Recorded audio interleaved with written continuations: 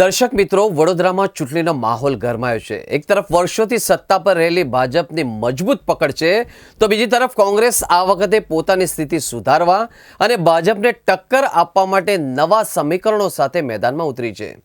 શું કોંગ્રેસ ખરેખર ભાજપને હંપાવી શકશે કે પછી આ માત્ર એક ઔપચારિક લડાઈ છે? ચાલો જાણીએ રાજકીય ગણિત. કોંગ્રેસની નવી રણનીતિ, જૂના જોગી અને નવા ચહેરા. આ વખતે કોંગ્રેસે વડોદરામાં જે યાદી જાહેર કરી છે સૂચવે છે કે પક્ષે પરંપરાગત રીતો છોડીને વ્યક્તિગત પ્રભાવ પર વધુ ધ્યાન કેન્દ્રિત કર્યું છે. પૂર્વ ભાજપ ધારાસભ્ય મધુ શ્રીવાસ્તવની પુત્રીઓને ટિકિટ આપીને કોંગ્રેસે સ્થાનિક રાજકારણમાં મોટો વળાંક આપ્યો છે. એ ઉપરાંત ભૂતપૂર્વ ભાજપ કાઉન્સિલર અને સક્રિય સામાજિક કાર્યકરોને પોતાની ટીમમાં સામેલ કરીને કોંગ્રેસે સાબિત કરી દીધું છે કે તેઓ આ વખતે ભાજપના જ ગઢમાં ગાબડું પાડવા માંગે છે. ભાજપની આંતરિક ખેંચણાણ શું છે? ભાજપ માટે રસ્તો સરળ છે. ભાજપ ભલે મજબૂત દેખાતું હોય પણ પક્ષની અંદર ટિકિટ મેળવવા માટેની ખેંચતાણ અને નેતાઓના અસંતોષના અવાજે બહાર આવી રહ્યો છે. વડોદરાના અનુભવી નેતાઓ અને કાર્યકરોમાં ટિકિટ ફાળવણીને લઈને જે અસંતોષ છે તેનો ફાયદો ઉઠાવવા કોંગ્રેસ પ્રયત્નશીલ છે.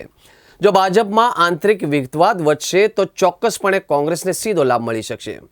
વોર્ડ નંબર 1 કોંગ્રેસનો ગઢ કે નવો પડકાર? કોંગ્રેસ માટે વડોદરામાં વોર્ડ નંબર 1 હંમેશા એક મજબૂત ગઢ રહ્યો છે.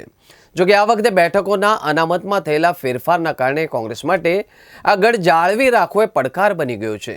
પક્ષના દિગ્ગજ નેતાઓ પોતાની બેઠકો બચાવવા માટે મથામણ કરી રહ્યા છે. તો બીજી તરફ કોંગ્રેસના જૂના અને જાણીતા ચહેરાઓ જેમ કે ચંદ્રકાંત શ્રીવાસ્તવ પોતાના પ્રભાવ હેઠળ ભાજપ સામે ટક્કર આપવા તૈયાર છે. દર્શક મિત્રો, જનતાનો મિજાજ, પક્ષ કે પરફોર્મન્સ? વડોદરાની જનતા હવે માત્ર પક્ષને નહીં પણ કામને મહત્વ આપી રહી છે. કોંગ્રેસે ભાજપના શાસનકાળ દરમિયાન ભ્રષ્ટાચાર, ટેક્સના રૂપિયાનો વેડફાટ અને પ્રાથમિક સુવિધાઓના અભાવને મુખ્ય મુદ્દો બનાવ્યો છે. જિગ્નેશ મેવાણી જેવા નેતાઓની ઉપસ્થિતિ અને ભાજપ સામે ચાર્જશીટ જાહેર કરવી એ દર્શાવે છે કે કોંગ્રેસ ભાજપ પર આક્રમક રીતે પ્રહાર કરી રહી છે. નિષ્કર્ષ શું? વડોદરા પરિવર્તન જોશે?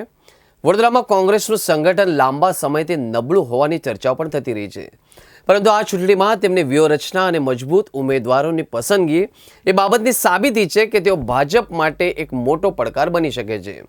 ભાજપની મજબૂત સંગઠનાત્મક તાકાત સામે કોંગ્રેસનો આ સ્થાનિક પ્રભાવવાળો દાવ કેટલો સફળ રહેશે એ તો મતગણતરીના પરિણામો જ કહેશે.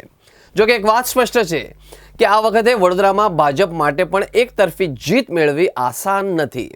જનતાના પ્રશ્નો અને ઉમેદવારોની ક્ષમતા જ આ ચૂંટણીમાં નિર્ણાયક સાબિત થશે.